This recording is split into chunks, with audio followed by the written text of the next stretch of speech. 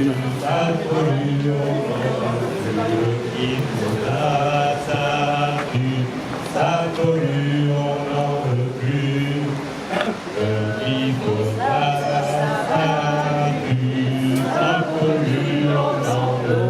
Depuis la dernière fois qu'on s'est vu à Bourdon, Oui.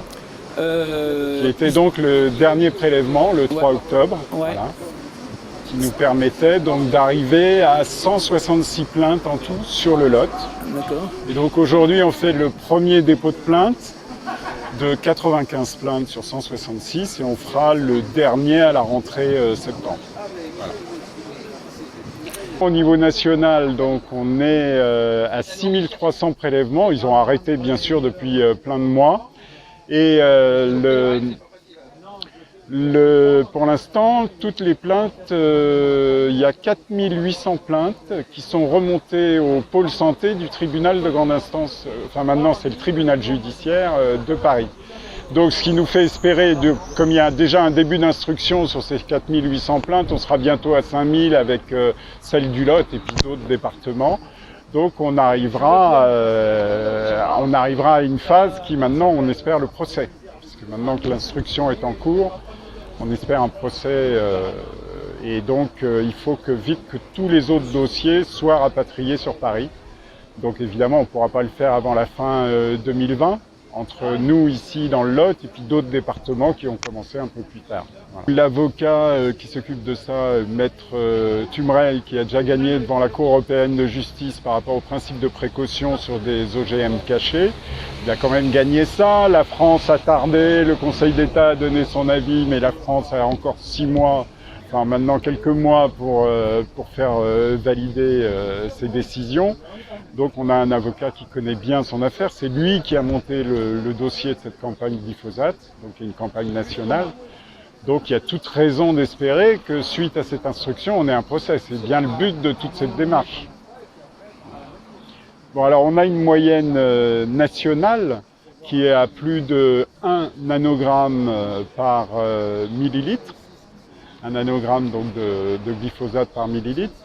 Ce qui veut dire qu'on est à 10 fois déjà le seuil maximal autorisé dans l'eau potable. Donc le but de cette campagne, c'est avant tout de montrer qu'on est tous empoisonnés et que le gouvernement ne fait rien.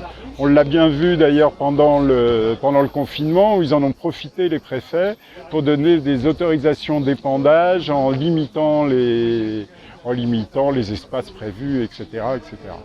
Donc d'un côté, on a un gouvernement qui se dit soi-disant écolo, ils sont tous écolos maintenant dans tous les partis, mais on se trouve avec des gens qui sont des complices de criminels, c'est-à-dire de lobbies qui tiennent déjà à moitié le ministère de l'Agriculture, et on continue donc cette course en avant où on sait avec toutes les études scientifiques qu'on va dans le mur. Ici dans le Lot, bon là on a parlé du glyphosate parce que c'est le pesticide le plus vendu dans le monde, mais ici dans le Lot on a d'autres problèmes avec l'eau potable qui commence à être empoisonnée partout.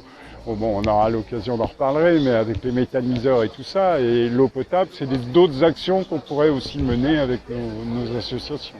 Il y a eu une petite prise de conscience quand même, parce qu'on sait bien que cette pandémie, elle vient aussi en partie de ça. C'est une des causes directes de toutes les conneries qu'on fait avec les pesticides, les OGM, le CO2, j'en passe, et des meilleurs. Mais on avait aussi soi-disant une prise de conscience de l'État qui finalement dit oui, il faut lutter contre ça, mais derrière il continue à prendre des décisions qui sont liberticides, écocides, etc. Alors, un test ça coûte cher.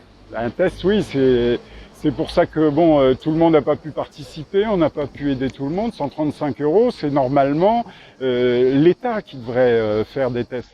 Donc bon, on a rarement des politiques qui nous aident, mais dans le Lot, on a Angèle Préville, qui est une sénatrice PS, qui elle se bat au niveau du Sénat justement pour que les sénateurs fassent des tests et tout. Mais bon, ce monde politique, il est très compliqué à bouger. Même quand on a des personnes qui sont fer de lance dans cette action contre les pesticides et autres. Sur le Lot, combien de plaintes? On a 166 plaintes et aujourd'hui on en dépose 95. D'accord. Donc il faut revenir après. Oui, il faudra revenir à la rentrée septembre pour la fin des plaintes lotoises. Voilà. Mais la campagne continue? Non, la campagne des prélèvements est finie. Là, justement, les avocats veulent qu'on se dépêche, les endroits où on est en retard, pour que tout remonte sur Paris, puisque l'instruction a commencé. Parce qu'on a déjà 4800 et quelques dossiers qui sont déjà remontés sur Paris.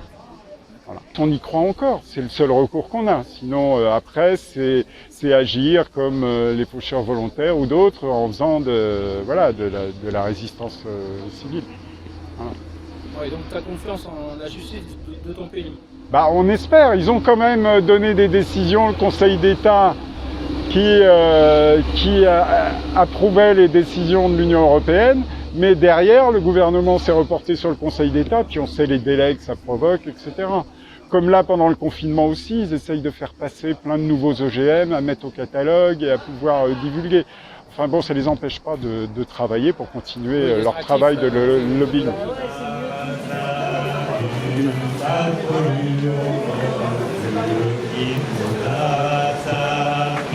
95 là.